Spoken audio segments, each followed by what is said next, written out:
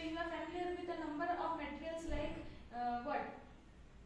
Iron, aluminium, copper, yes or no, zinc, so many things. Okay, plastics or woods. So we are very familiar with all these materials in our day-to-day life. Okay, so can you name the materials which are metals? Means I have named so many materials, yes or no, but out of those materials, can you name what are metals and non-metals? Like metals like iron, zinc, copper, aluminium. Okay, the rest of the materials in table 4.1 it is there. Okay, some materials are given. So those are non-metals. Okay, and metals can be distinguished from non-metals on the basis of their physical and chemical properties. So metals, how we will decide that this is metals and this is not metals, non-metals, by their physical and chemical properties. Okay, recall the luster and hardness are physical properties. So what are the physical properties? Luster and the hardness. Luster means the shiny things. Okay, so first one is the physical properties of metals and non-metals. So first we will read about the physical properties of metals and non-metals. So have you ever seen a blacksmith beating an iron piece or an article made up of iron like a spade or a shovel, an axe? So what the axe or the spade are made up of? They are made up of iron, yes or no? When we go to the blacksmith, we have seen that the blacksmith is beating the iron and making the iron into some spade, shawl or an axe. Okay, do you find a change in the shape of these articles on beating? So you have seen, yes or no, by beating the iron, the shape of the iron is changed. Okay, spade is of different shape, axe is of different shape, so like that. Okay, so do you expect a similar change if you try to beat a piece of coal? So same like that only. If we will beat one coal to make one axe or spade, will it be possible? No, because coal is non-metal and iron is metal. Okay, you saw that the shape of iron nail and the aluminium wire change on beating. So we have seen that the iron nail and the aluminium wire, if we will beat with a hammer, then the shape will change. Okay, if they were beaten harder, this would be changed into sheets. So if the aluminium wire or the iron nail is beaten very hard, then they will change into some sheets. Okay, you might be familiar with silver foil used for decorating sweets. So we have seen when we are eating sweets, we have seen some silver foil will be there in the sweets. Okay, you must also be familiar with the aluminium foil used for wrapping food. So while wrapping foods also we have seen the aluminium foil. Okay, the property of metals by which can be beaten into thin sheets is called malleability. So this is one type of property. Okay, the metals which are beaten and drawn into sheets. Okay, they are beaten into thin sheets like the aluminium foil or silver thin sheets.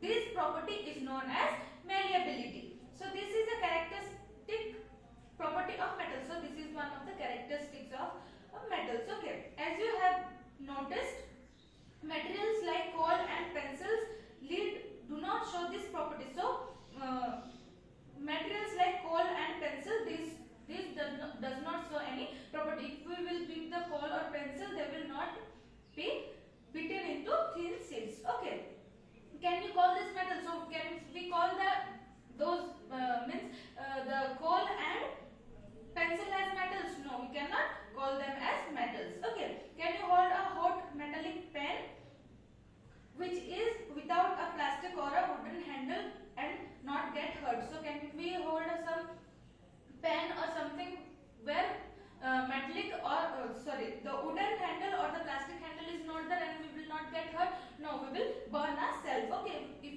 we will touch some hot pen. So why? Try to list some other experiences in which a wooden or plastic handles protect you from being hurt while handling hot things. So like this only we will think of some experiences where we cannot touch any hot objects where the handle are not made up of plastic or wood. On this basis of these experiences, what can you say about the conduction of heat by wood and plastic? So what we will think?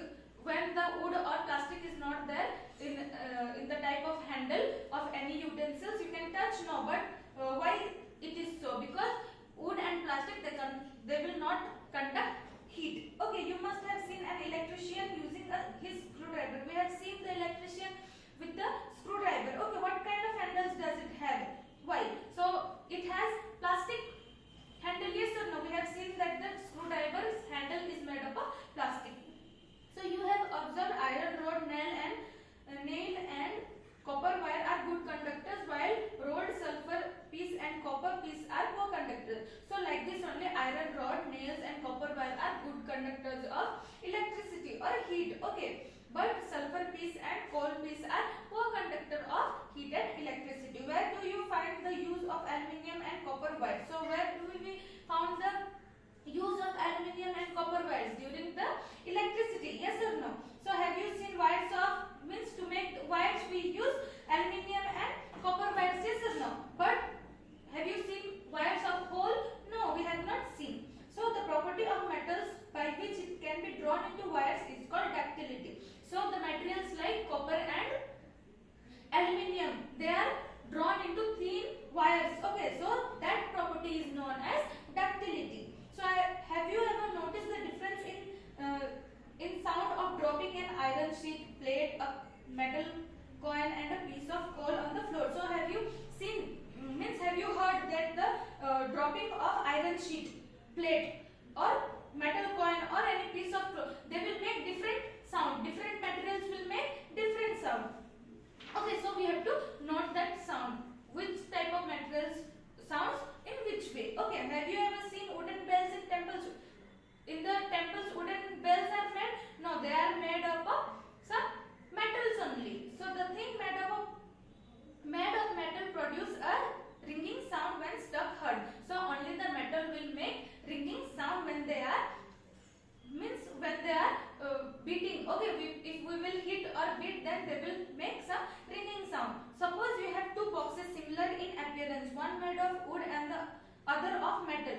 Can you tell which box is made of metal by stacking both the boxes? So suppose you have two boxes. Okay, one is made up of metal and one is made up of wood. Okay, if you will strike on it, which will give the sound? But how we will know that this box is made up of metal? When we will strike only. Yes or no? So since metal produce ringing sounds, they are said to be sonorous. So metals will make ringing sounds. So the one of the property is sonorous also. Okay, because they make some noise. The materials other than metals are not sonorous. Only the metals are sonorous in nature. Okay, non-metals are not sonorous.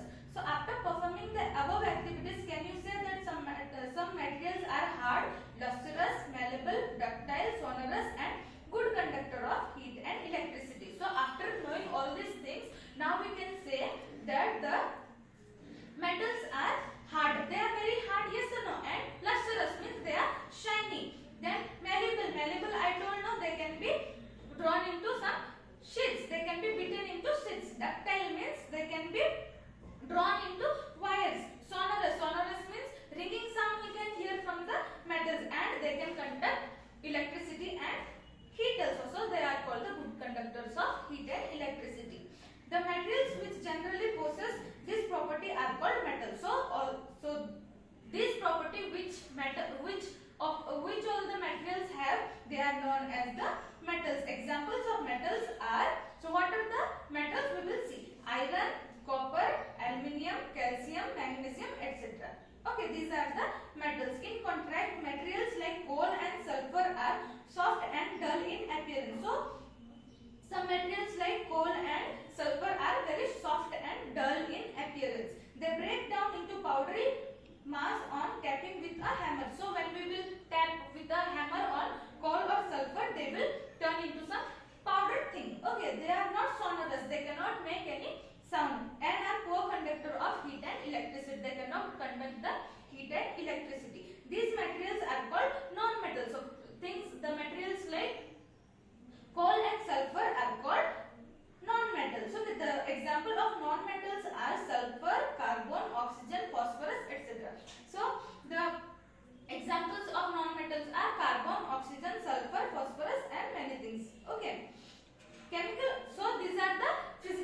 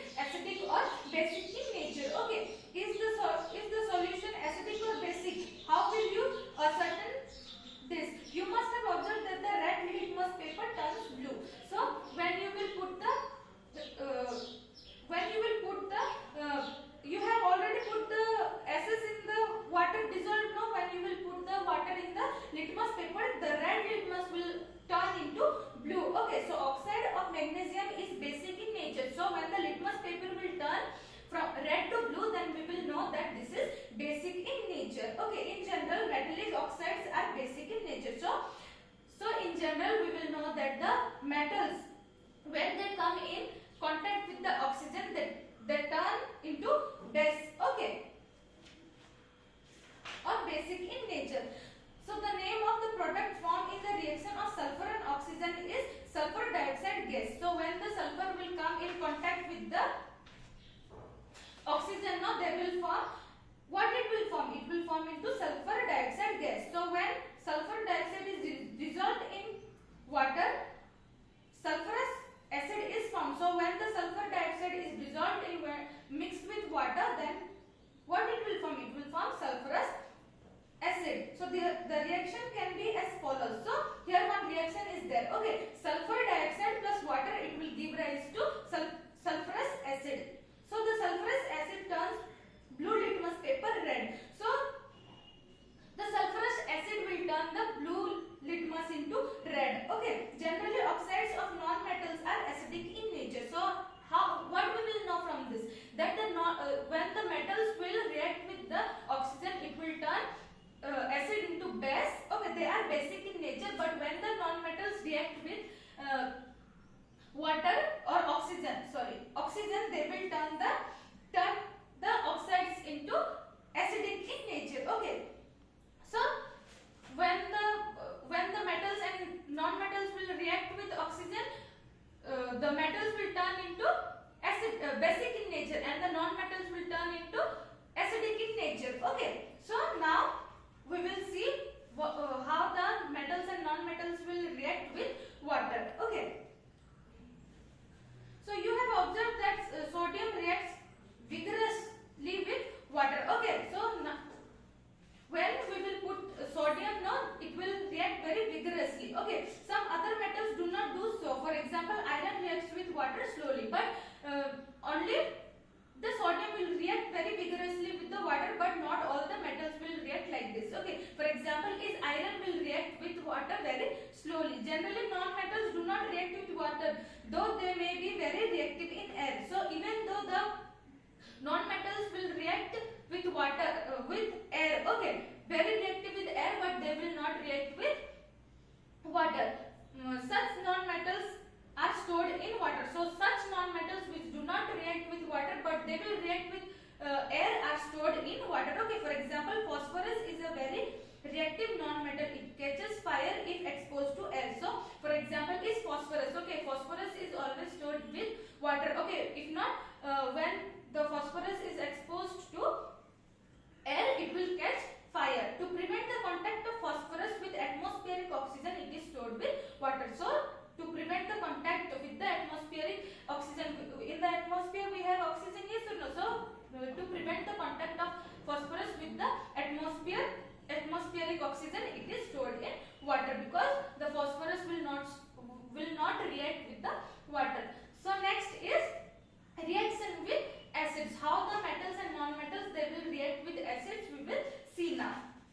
Okay, is there a difference in the way metals and non-metals react with acids? Okay, what would the pop sound in some cases be due to when a burning matchstick is brought near the mouth of the test tube? So when the metals are come in contact with the acid, no, they will make a sound like pop. Okay, you must have found that non-metals generally do not react with acid. So metals will make pop sound when they will come in contact with the acids. Okay, but non-metals, they will not react anything with the acids. Okay, but metals react with acids and produce hydrogen gas that burn with a pop sound.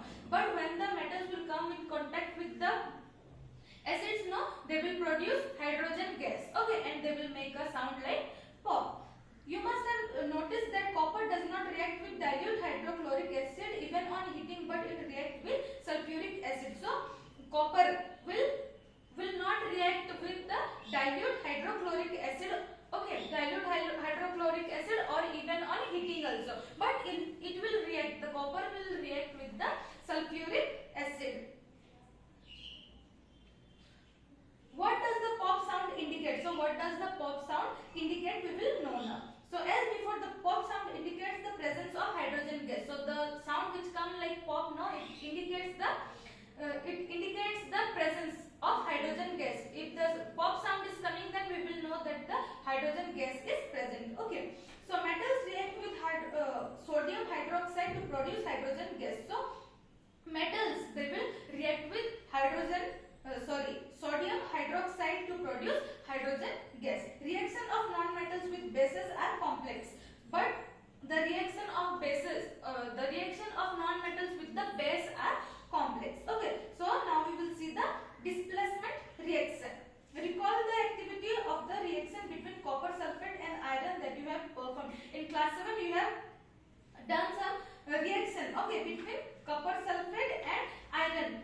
So what displacement will be there, we will see now. Okay, so in activity 4.8 you will take 5 beaker. Okay, so take 5 ml beaker and label them A, B, C, D and E. Take out 50 ml of water in each beaker. Okay, so you will take 100 ml of 100 ml beaker. Okay, and you will label A, B, C, D, E, and you will put how many 50 ml of water in each beaker. Okay, dissolve in each beaker a teaspoon full of each substance as indicated. So you will take 1 spoon and you will put. Okay, keep the beaker undisturbed for some time. Observe your observation.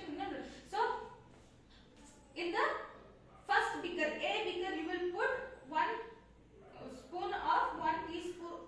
teaspoonful of copper sulfate and zinc granule. Okay, and in beaker B, copper sulfate with iron nails. Then in beaker C, zinc sulfate and copper tunings. Then in beaker D, iron sulfate and iron tunings. And beaker E, zinc sulfate with iron nails. So what all the changes will come? What all the displacement reaction will come? We will see now. Okay, what changes do you observe in the we can see in the lab? Okay. So what changes do you observe in the various beakers? You have read that one metals displace another metals from its compound in aqueous solution. So displacement reaction means what? One metals will take place of another metal in the aqueous solution, means in the water. So in beaker A, zinc replaces copper. So in beaker A, what will happen? Zinc will take place of copper from copper sulfate. That is why the blue color of copper sulfate disappears and a powdery red mass of copper is deposited at the bottom of the beaker. So what reaction it will take place? So the copper sulfate is before it is there now. So in copper sulfate, the copper will be displaced by the zinc. Okay, and the blue color of copper sulfate, it will disappear, and red powder like things, it will deposit in the bottom of the beaker. So the reaction it is there. See, copper sulfate plus zinc, before it was blue in color, copper sulfate will be blue in color. What the reaction will take place? So copper, in place of copper, zinc will come. Okay, and it will become zinc sulfate plus copper. See here in the reaction I will say.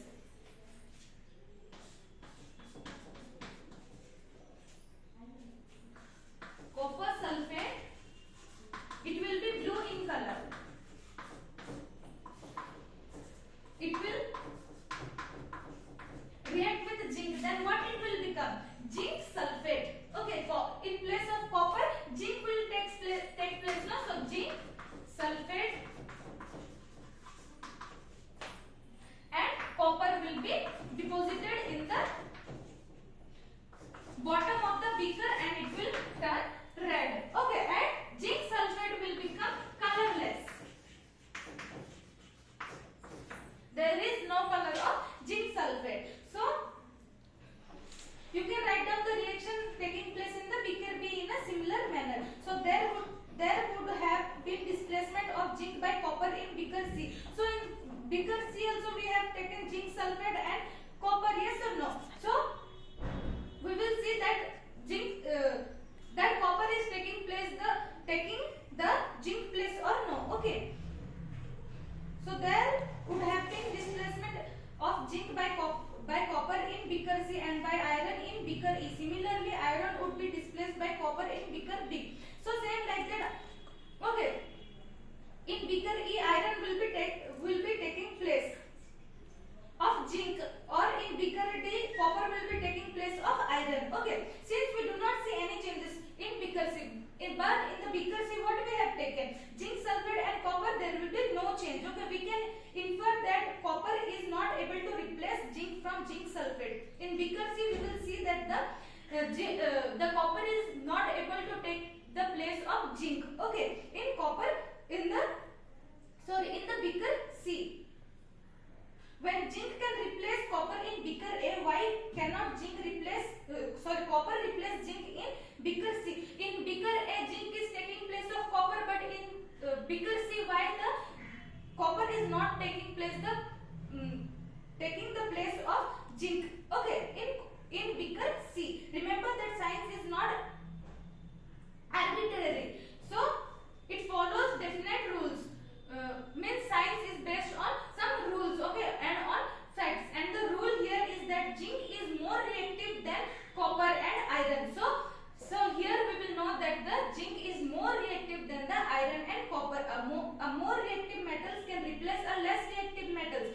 So here the zinc is more reactive, but copper and iron are the metals which are less reactive, but are less reactive.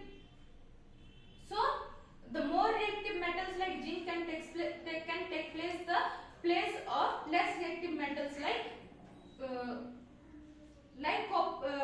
copper and iron. Okay, now you can understand why there are no displacement reaction in beaker B and E also. So like that only. So copper and iron cannot take place of zinc. Okay, but zinc can take place of the copper and iron. So now we will see uses of